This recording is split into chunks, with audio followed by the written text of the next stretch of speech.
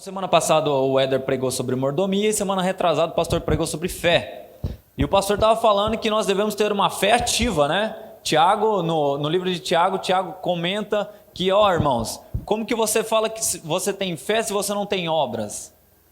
Mostra a sua fé que eu mostro as minhas obras. Quando o Tiago está falando isso, ele não está falando que você demonstra a sua fé somente por obras. Tiago está falando o seguinte: Tiago está repreendendo a igreja. Por quê? Porque entrava os irmãos na igreja, ia lá, estava necessitado, passando fome, não tinha o que vestir, e o irmão entrava na igreja, e aí em vez da igreja abençoá-lo, ajudá-lo de alguma forma, a igreja batia no ombro dele e falava assim: Deus te abençoe, vá em paz, que Deus te abençoe.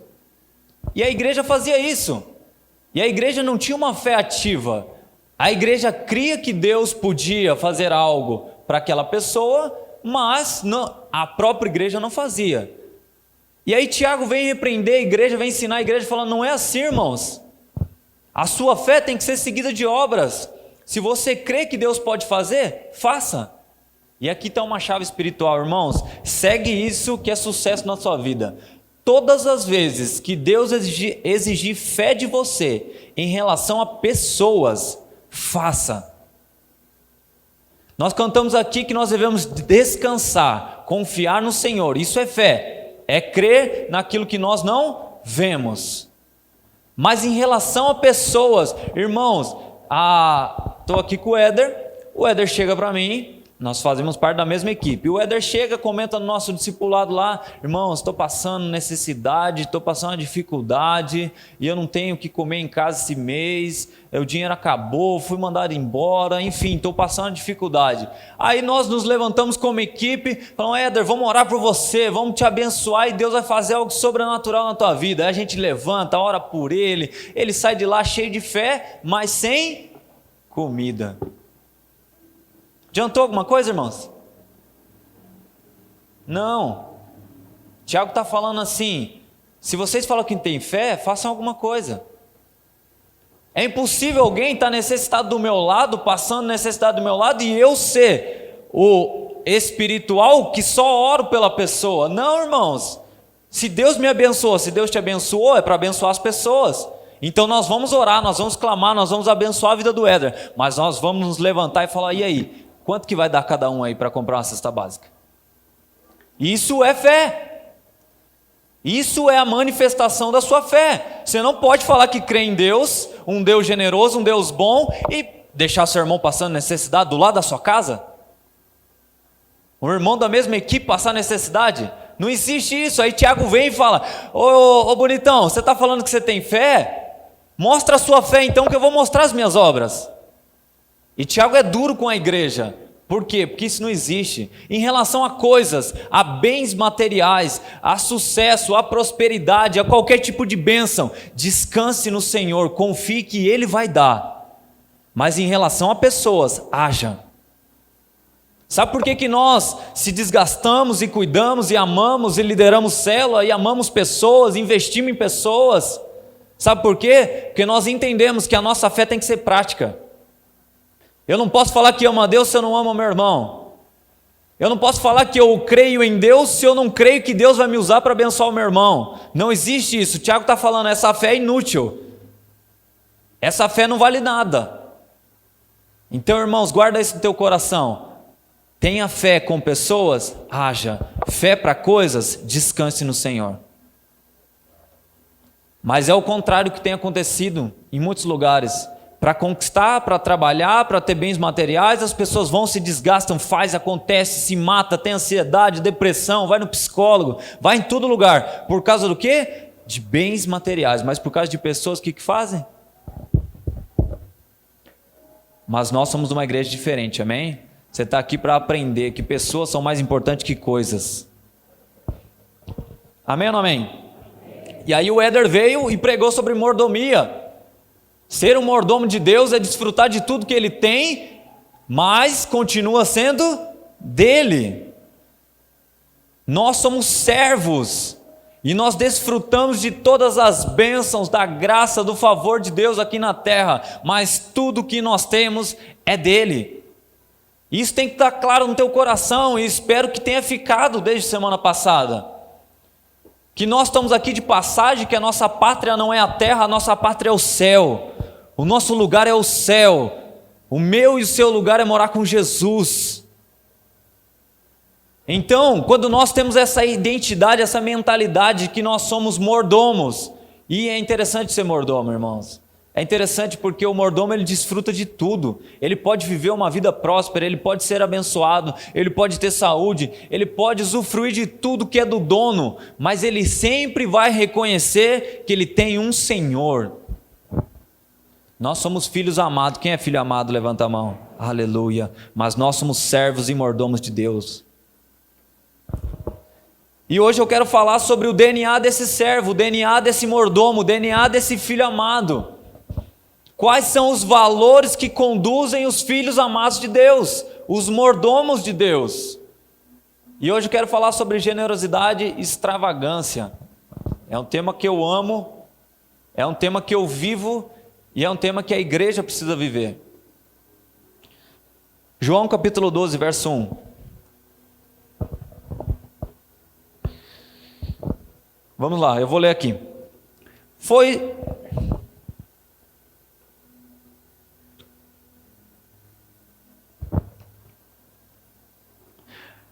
pois, Jesus 6 dias antes da Páscoa a Betânia, onde Lázaro, o que falecera, quem ressuscitara dentre os mortos. Espera aí, só deixa eu contextualizar você. Aqui Jesus está na casa de Lázaro, Maria e Marta, eram 3 irmãos, e eles eram muito amigos de Jesus, eram parceiros. Toda vez que Jesus ia para Betânia, repousava na casa deles. E aqui Jesus já tinha ressuscitado Lázaro e estava lá passando uma folguinha na casa dos amigos. Estava lá tomando uma ceia, e aí acontece o que vai acontecer.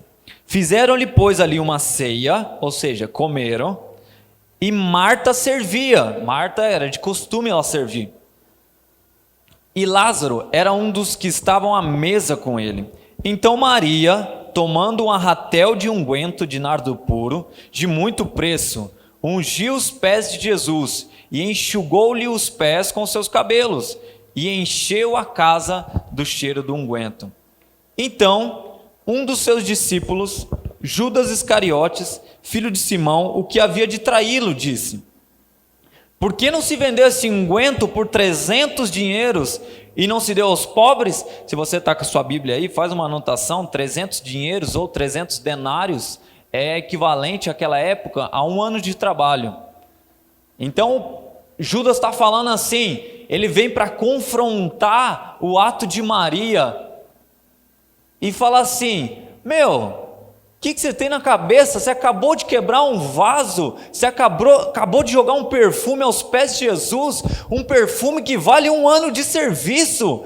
Por que você não vendeu esse perfume e deu aos pobres? Olha que piedoso, olha que lindo a atitude dele. E olha lá o que diz o texto: ora, ele disse isto não pelo cuidado que tivesse dos pobres, mas porque era ladrão e tinha bolsa e tirava o que ali lançava. Disse, pois, Jesus: deixa, ou ele está falando, deixa ela quieta, Judas, fique em paz aí, fica na sua. Para o dia da minha sepultura guardou isso. Aleluia. Porque os pobres sempre os tendes, mas a mim não tereis sempre. Então, irmãos, aqui Jesus está repreendendo Judas. Parece ser bonito, parece ser uma atitude religiosa, parece uma atitude linda do que ele falou. Vamos vender isso aqui, vamos dar aos pobres. Mas na verdade, o que tinha no coração de Judas era uma ganância, sabe por quê? Porque quando ela quebrou aquele vaso aos pés de Jesus, lançou o perfume, enxugou com os cabelos, ela estava jogando ali o trabalho de 1 ano. Mas se ela vendesse e desse o dinheiro para Jesus, o que aconteceria? Ia para Judas, porque quem cuidava do dinheiro de Jesus, dos discípulos, era Judas. Você já imaginou, irmãos? Tem hora que eu paro para pensar e eu falo, não, Jesus é muito diferente. Jesus, ele anda na contramão de tudo. Ele pega um ladrão e ele coloca como tesoureiro da empresa dele, do negócio dele. Ele estava lá investindo nos discípulos, estava lá fazendo o negócio acontecer, aí tem lá um ladrão que ele sabe que vai trair, ele sabe que é ladrão, e ele fala, a gente precisa decidir aqui alguém para cuidar do dinheiro, porque eu não vou ficar responsável por isso, porque eu vou pregar o evangelho, eu vou falar da palavra, alguém precisa cuidar do dinheiro, vamos lá, Judas, você. Eu fico imaginando os discípulos olhando para ele, falando assim, meu Deus, será que ele é Deus mesmo? Será que ele não acha será que ele não sabe que ele é ladrão? E a Bíblia fala que ele tirava o dinheiro da bolsa, ele roubava o próprio Jesus. E Jesus nunca chegou para ele e falou, Judas, eu estou te demitindo da sua função, eu estou te excluindo, você não faz mais parte porque você está roubando dinheiro. Não, é um absurdo, irmãos. Imagine você ter uma empresa e você fala, agora eu preciso de alguém para cuidar da empresa, eu vou chamar quem? Vou chamar o meu vizinho que é ladrão. Irmãos, Jesus, ele é sobrenatural. Ele faz as coisas certas. Aí você fala assim, não, porque Jesus queria tentar Judas. Porque ele sabia que ele tinha aquela dificuldade, então ele queria tentar. 1 Coríntios capítulo 10, verso 13. Não está aí, mas... Olha o que diz, não veio sobre vós tentação senão humana, mas é fiel Deus que não vos deixará tentar acima do que podeis, antes com a tentação dará também o escape, para que possais suportar. Deus nunca nos permite ser tentado acima daquilo que nós podemos suportar. Rafão falou algo interessante aqui, né? Às vezes nós passamos por dificuldades, e eu recebi uma resposta do Senhor alguns anos atrás, porque aconteceu algumas coisas na minha vida, aconteceu algumas coisas na vida das pessoas que estavam ao meu redor, e aí, como todo ser humano, eu também questionei Deus, Senhor, por que isso acontece? Senhor, por que foi acontecer isso com fulano? Essas questões que nós perguntamos para Deus e muitas vezes nós não temos resposta, mas um dia Deus falou comigo, Deus falou, é porque você não sabe o final. Você me pergunta porque você não sabe o final. E aí o Senhor me mostrou um texto lá em Romanos, que todas as coisas cooperam para o bem daqueles que amam a Deus. Todas as coisas cooperam para o seu bem. Você não conhece o final, eu conheço. Tem coisas que acontecem na nossa vida que a gente fica triste, fica chateado, fica magoado com Deus, fica magoado com a igreja, mas na verdade, todas as coisas cooperam para o bem daqueles que amam a Deus. E Deus sabe o final disso, Ele sabe que isso vai cooperar para o seu bem, de alguma forma vai cooperar para o seu bem. Se não é bom, Ele vai transformar isso em algo bom e vai cooperar para o seu bem. Creia nisso, irmãos. Então vamos lá. E tudo que nós vivemos, você precisa primeiro, antes de eu vou falar sobre 3 tópicos desse DNA de Deus, mas antes você precisa entender que tudo que nós temos vem de Deus, como o Éder bem falou semana passada, tudo que nós temos vem do Senhor. Você não tem que se gabar ou se gloriar de nada, porque tudo que você tem é dele. O ar que você respira, você não paga para respirar. O seu cérebro, você pensa, você nunca pagou para Deus para pensar. Carlão, mas eu trabalhei, Carlão, mas eu fiz, Carlão, eu fiz acontecer, eu lapidei os meus dons, eu estudei, eu fiz uma faculdade, maravilha, joia, mas quanto que você pagou para nascer? Quanto que você pagou pelo seu pulmão para respirar? Tudo que nós temos é dele, ele é o autor e consumador de todas as coisas. Se nós não entendermos isso, nós não vamos poder continuar com a mensagem, mas você precisa entender e reconhecer que tudo é dele.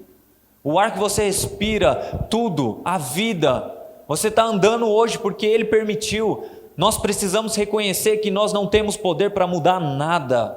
Você não tem poder pelo dia de amanhã, você não tem poder para acrescentar 10 segundos na sua vida. Se o Senhor falou, acabou para você hoje, acabou para você hoje. Eu e você, nós precisamos reconhecer o senhorio de Cristo e viver debaixo disso, sabendo que é Ele que toma a decisão de todas as coisas, é tudo dele, por Ele e para Ele são todas as coisas. Quantos creem nessa verdade? Diga amém. É importante você entender. E aí, falando sobre os 3 aspectos da generosidade, o primeiro, anota aí quem estiver anotando, o inimigo da generosidade é o egoísmo. Fala para o seu vizinho, egoísmo. Não é mesquinhez. Talvez você pense, não, o inimigo da generosidade é a mesquinhez. Não, é o ego. É viver baseado em si mesmo. Sabe por quê? Generosidade significa virtude daquele que se dispõe a sacrificar as próprias atitudes e interesse de outro. O que é generosidade? É a virtude daquele que se dispõe a sacrificar em benefício do outro. Isso é generosidade. E isso vai na contramão do egoísmo. O ego é viver centrado em si, o ego é viver para si, buscando os seus objetivos, os seus sonhos pessoais, tudo aquilo que é seu. Mas generosidade é pensar no próximo antes de você. E o inimigo da generosidade é o egoísmo. Se nós temos a convicção do novo nascimento, em que Cristo fomos regenerados, temos agora o DNA de Deus. Deus é um Deus generoso. A palavra de Deus diz que nós fomos feitos uma nova criatura, e aquele que se uniu ao Senhor se tornou um só espírito com Ele. Agora você é um só com Ele, e o que há nele há em você. O DNA dele é o seu DNA. E o DNA de Deus é um Deus generoso, é um Deus que sacrifica em prol de outro. O maior exemplo disso é Ele entregar o próprio Filho em nosso favor. Quantos aqui são pais? Você teria coragem de entregar o teu filho em favor do seu vizinho aí, do seu amigo, do seu irmão? Por mais que ele seja um cara gente boa, olha para ele aí, fala para ele agora assim, fala, cara, você é gente boa, mas eu não dou meu filho para você não. Ou tem alguém que dá? Ou eu sou muito carnal.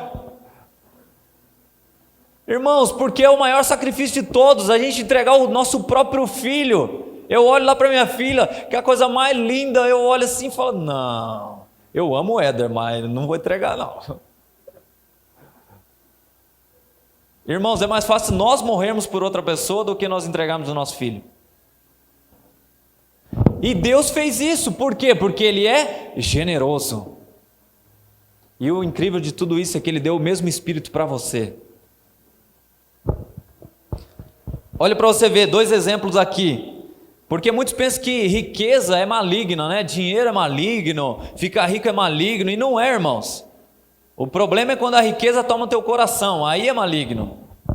Mas olha aqui, 2 encontros, Lucas 18 e Lucas 19, depois se você tiver um tempinho, e espero que você tenha para ler a palavra, leia Lucas 18 e Lucas 19. Primeiro Lucas 18, Jesus encontra o jovem rico. Quantos conhecem essa história do jovem rico? Amém. Então você vai ficar familiarizado. Jesus encontra o jovem rico, e o jovem rico tinha uma vida bonitinha, viveu numa vida tudo certinho, e aí ele chega para Jesus, ele fala, Jesus, como que eu posso herdar a vida eterna? E Jesus olha para ele e fala, segue todos os mandamentos. Aí ele bate no peito, ele fala, isso aí eu faço desde adolescente.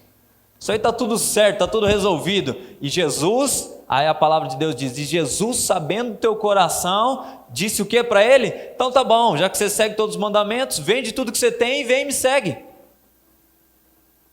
E aí a palavra de Deus diz que aquele jovem fica triste porque ele tinha muito dinheiro.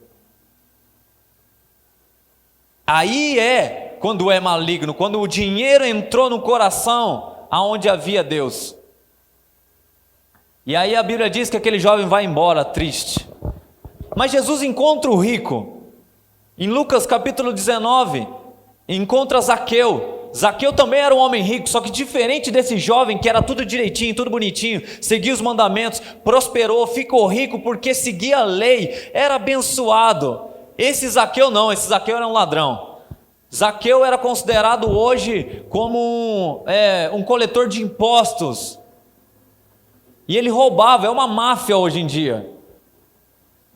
E ele era esse homem, ele sabia que ele enriqueceu nas custas dos outros, roubando. E mesmo assim, Jesus olha para ele em cima da árvore e fala assim, Zaqueu, desce que eu vou pousar na tua casa hoje. E aí ele entra lá e Jesus começa a falar do amor dele por ele, e aí Zaqueu é constrangido por aquele amor, e Zaqueu fala para ele assim, fala, Jesus, eu vou devolver tudo que eu roubei, eu vou restituir todos aqueles que eu roubei 4 vezes mais, qualquer um que vinha aqui na minha casa e fala, você me roubou, eu vou restituir 4 vezes mais. Esse homem era rico, mas ele entrou no reino dos céus. O próprio Jesus diz, na conversa com o jovem rico, quão difícil é um rico entrar no reino dos céus. É mais fácil um camelo passar na bala de uma agulha do que um rico entrar no reino dos céus. Mas deixa eu te falar, o que é impossível para os homens é possível para Deus. Zaqueu nunca ia entrar no reino dos céus, mas Jesus visitou ele, e ele está no reino dos céus hoje, porque Jesus pode fazer o que o homem não pode. Jesus pode salvar o rico, Jesus pode salvar o pobre, Jesus pode salvar qualquer um. A moral das duas passagens é que o que é impossível para o homem é possível para Deus. Zaqueu, ele demonstra a sua salvação através da sua generosidade. A diferença desses dois ricos é que um entendeu e foi constrangido pelo amor de Deus e se tornou semelhante a Deus, generoso. Ele falou, eu vou devolver tudo, eu vou dar 4 vezes mais do que eu fiz. Agora o outro não quis tirar 1 centavo do seu bolso, porque havia muito dinheiro. Então olha, generosidade, você não é salvo pela sua generosidade, você não é salvo pelo aquilo que você faz a Deus, nós somos salvos pela graça de Deus, isso não vem de vós, é um dom de Deus, é graça. Basta você crer com o teu coração, confessar com a tua boca, mas deixa eu te falar, há um resultado de ser salvo, e ser salvo é ser constrangido pelo Senhor. Quantos estão entendendo? Diga amém. Voltar lá no versículo 5 e 6, por que este perfume não foi vendido e o dinheiro dado aos pobres, Judas falando, seria 300 denários, mas ele não falou isso por interessar pelos pobres, mas porque era ladrão. Nessa passagem nós vemos que Judas, incomodado com a extravagância da mulher, pela generosidade extravagante. Deixa eu te falar, guarda isso no teu coração, toda extravagância vai incomodar os religiosos. Toda extravagância a Deus vai incomodar quem deve no cartório. Porque Maria estava fazendo um ato profético da morte e o sepultamento de Jesus, estava ali derramando a sua adoração aos pés de Jesus, e aí o religioso, o hipócrita, se levanta e fala, olha que absurdo, como que pode gastar tudo isso? O que é derramar perfume? O que vai mudar na sociedade derramar perfume nos pés de Jesus? O que vai mudar no mundo? Eu ficar adorando ao Senhor? E Jesus falou para ele, fala, Judas, você não sabe o que você está fazendo, você não sabe o que você está falando, você não está preocupado com os pobres, o seu problema é que você deve no cartório.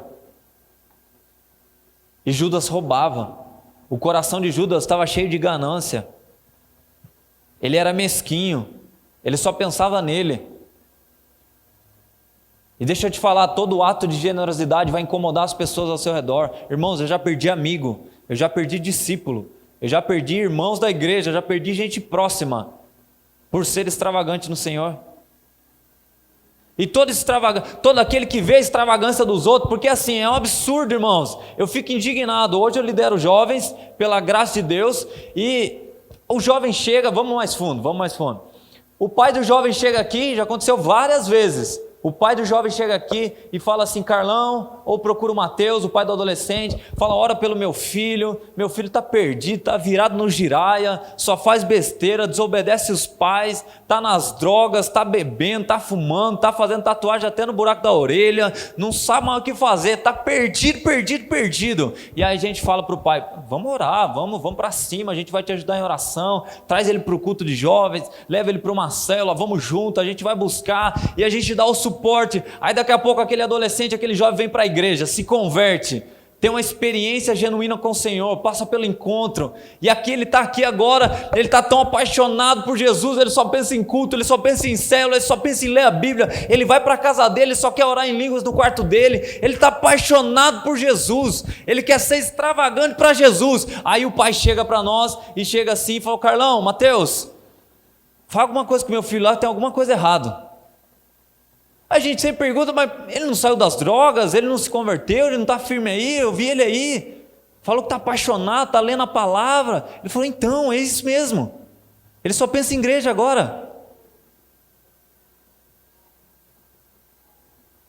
Olha que absurdo, irmãos. O cara é intenso no mundo, o cara vai para as drogas, pornografia, prostituição. Quando ele vem para a igreja, ele tem que ser equilibrado. Vamos ser equilibrados, porque Deus nos deu um espírito de moderação. E aí o pai repreende o filho, não deixa o filho ir para o monte, não deixa o filho ficar numa oração, o culto atrasa 15 minutos, o pai entra em desespero. Por quê? Porque a extravagância incomoda os religiosos. Toda extravagância vai incomodar aqueles que são frios. Porque enquanto você está lá se extravagando diante de Jesus, ofertando, dando vários testemunhos de irmãos falando: Carlão, eu quero dar todo meu dinheiro para a obra, eu quero ajudar naquilo que for possível, eu quero fazer. E os pais chegam aqui desesperados. Minha esposa estava contando testemunho esses dias de um menino, eu não entendo, irmãos, tem hora que dá vontade de chorar, de um menino que está aí, não vou nem falar disso aí não, aleluia, vou guardar meu coração. Mas a extravagância sua vai incomodar as pessoas do seu lado. A extravagância de Maria incomodou Judas. O egoísmo entrou no coração de Judas.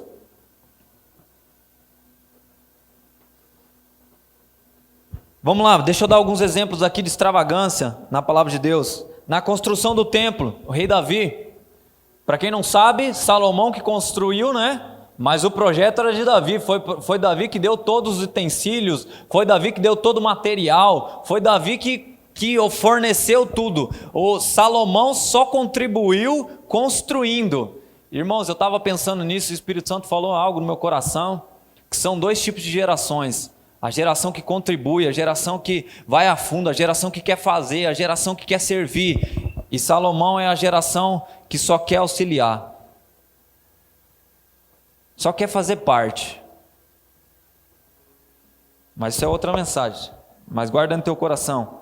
E ali, Davi, para você ter noção, os utensílios do templo, para a construção do templo, hoje, se fosse hoje, estariam avaliados em 21 bilhões de reais. E Davi tirou do bolso dele e deu para o seu filho e falou: agora constrói. E o filho foi obediente, construiu o templo para o Senhor. Mas isso foi um ato extravagante, quem acha isso? Eu acho 21 bilhões muito dinheiro. Foi um ato extravagante, não foi? Mas há outro exemplo também, a viúva que deu 2 moedas, a viúva pobre, ela também foi extravagante. Jesus olhou para ela e falou assim: essa fez mais do que devia, essa fez mais do que ela podia, porque ela deu 2 moedinhas só, mas era tudo que ela tinha. Ser extravagante, quando nós estamos falando aqui nessa série de finanças, nessa série aqui, eu não me sinto que alguém está falando da minha carteira, do meu dinheiro. Eu percebo que Deus está falando ao nosso coração. Deus não está querendo mudar algo na tua carteira, Deus está mudando algo dentro do teu coração.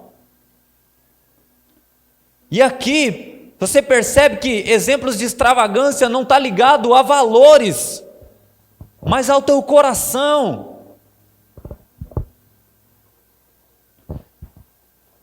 Olha para o seu irmão e fala assim: extravagância não tem a ver com valor, mas com o coração. Segundo ponto, Jesus é extravagância na generosidade. Olha o que diz 2 Coríntios capítulo 8, verso 9: pois vocês conhecem a graça do nosso Senhor Jesus Cristo, que sendo rico, se fez pobre por amor de vocês, para que por meio da sua pobreza, vocês se tornassem ricos. Fala assim: eu me tornei rico porque Jesus se fez pobre. Fala: na sua morte, eu recebi vida. Fala, ele se fez maldição para que eu fosse abençoado. Fala, ele foi condenado para que eu fosse abençoado. Jesus, na sua morte, ele nos substituiu. E ele se fez pobre para que nós fôssemos ricos. Não estou falando aqui financeiramente. Você é rico em todos os aspectos. Então agora, irmãos, nós queremos que vocês tomem conhecimento da graça de Deus. Concedeu às igrejas da Macedônia, no meio da mais severa tribulação, a grande alegria e a extrema pobreza deles transbordaram em rica generosidade, pois dou testemunho de que eles deram tudo quanto podiam, até além do que podiam, por iniciativa própria. E eles nos suplicaram insistentemente o privilégio de participar da assistência dos santos. 2 Coríntios capítulo 8, do verso 1 ao 4. A Bíblia está falando assim, que agora, aquela igreja, a igreja de Macedônia, no meio de tanta dificuldade, no meio de tanta tribulação, eles imploraram para poder ofertar a outra igreja, para poder abençoar no reino de Deus. E olha que interessante, olha que ele diz assim, no meio da mais severa tribulação, a grande alegria. Porque generosidade tem a ver com alegria. Generosidade tem a ver com gratidão. É você ter um coração transbordando de alegria. Irmãos, eu não sei você, mas às vezes eu paro, eu fico pensando, eu falei, eu não devia estar aqui. Eu não mereço estar aqui. Eu devia estar em outro lugar, eu devia estar todo arrebentado, eu devia estar destruído emocionalmente, mas eu estou aqui. E às vezes eu começo a chorar lá no meu quarto, no meu devocional, falando para Deus, Deus é muito favor, é muita graça, o Senhor me tirou de uma vida de miséria, não só financeiramente, mas emocionalmente, e o Senhor me trouxe para cá, hoje eu tenho vida e vida em abundância. Isso transforma o nosso coração e nos dá alegria. Quantos podem contribuir dessa mesma alegria? Quantos são gratos pela salvação? Irmãos, é isso. O que precisamos para ser generoso é ter alegria. A Bíblia diz que a alegria, a força do Senhor, a alegria do Senhor é a nossa força. Para nós sermos fortes, para sermos generosos, tenha a alegria do Senhor. Sabe, irmãos, nesses dias Deus está querendo que você entenda que Ele te amou de uma tal maneira e Ele quer te constranger nesses dias. Ele quer que você entenda o quanto você é amado, o quanto você é aceito diante dEle. E a resposta disso é a generosidade. Quem é generoso entende o privilégio que tem, porque ser generoso é um privilégio. Muitos estão presos. Essa série nós estamos falando que, eu não lembro se o Éder leu semana passada, sobre servir a Mamon e servir a Deus. O Éder leu como referência. Mas há um texto na palavra de Deus que diz que nós não podemos servir a dois senhores, a Deus e a Mamon. Irmãos, não tem opção. Ou você serve a Deus, ou você serve a Mamon. É uma escolha. E nós temos aprendido constantemente com o pastor Ricardo o que é escolher servir a Deus. O que é escolher honrar a Deus. Mas não tem escolha. Ou você serve a um, ou você serve a outro. E ser generoso é um privilégio, não é uma obrigação.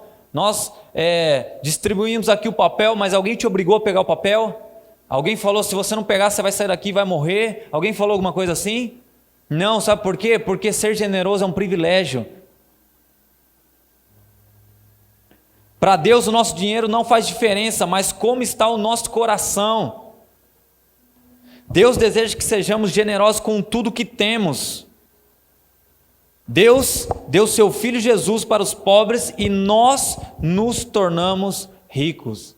O que Deus está preocupado? Deus está preocupado com o teu coração nesses dias. Porque se você tiver um coração alinhado com o dele, meu irmão, você vai viver a vida mais feliz. O Senhor tem a boa, agradável e a perfeita vontade para você. Mas Deus precisa ajustar o nosso coração. Deus tem prazer quando agimos em favor dele com generosidade. E na oferta extravagante demonstramos o nível da nossa gratidão em relação a tudo que Deus representa para nós. A nossa generosidade é medida pelo nível de extravagância que o nosso coração é capaz de realizar. Quantas vezes eu vejo irmãos aqui adorando, eu vou falar de adoração, mas você pode colocar em relação a dinheiro, você pode colocar em relação a qualquer coisa. Quantas vezes nós vemos irmãos adorando aqui no culto de jovens, e os irmãos são extravagantes, alguns pulam, choram, rola, outro dança aqui na frente, o outro faz, acontece. Mas em momento algum nós proibimos esses jovens de serem extravagantes, mas sempre tem 2, 3 lá no fundo que ficam olhando e fica assim, olha, para que essa papagaiada toda? Para que rolar lá na frente? Para que se ajoelhar? Para que dançar? Para que agir assim com o Senhor em adoração? Isso muda alguma coisa? Todo coração morno vai ser criticado, vai criticar a extravagância dos outros. Irmãos, seja livre para ser extravagante.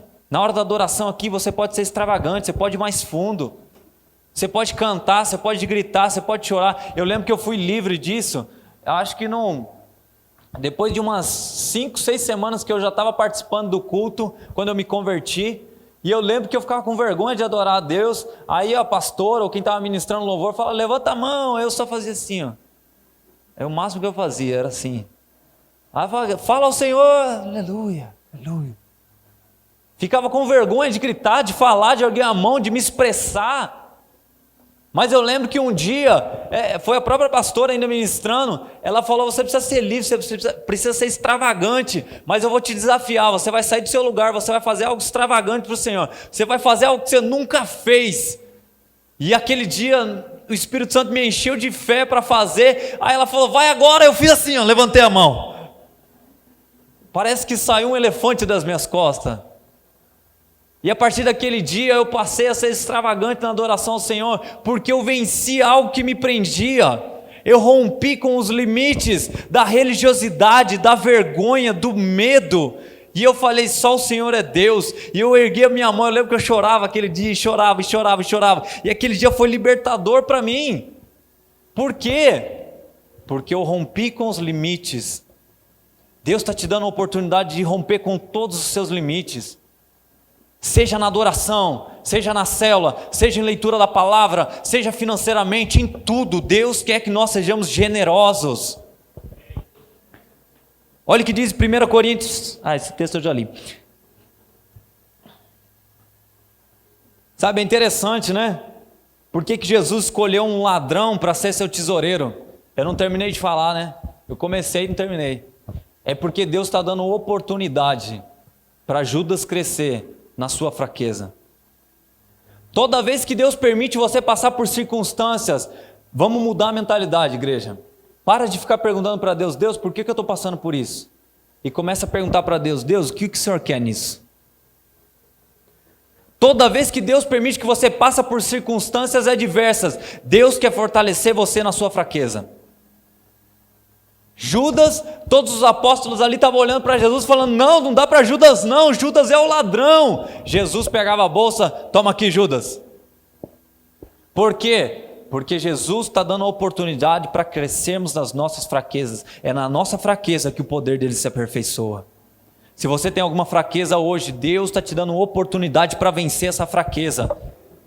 Talvez você está falando, Deus me tira dessa situação, e Deus está falando, toma a bolsa.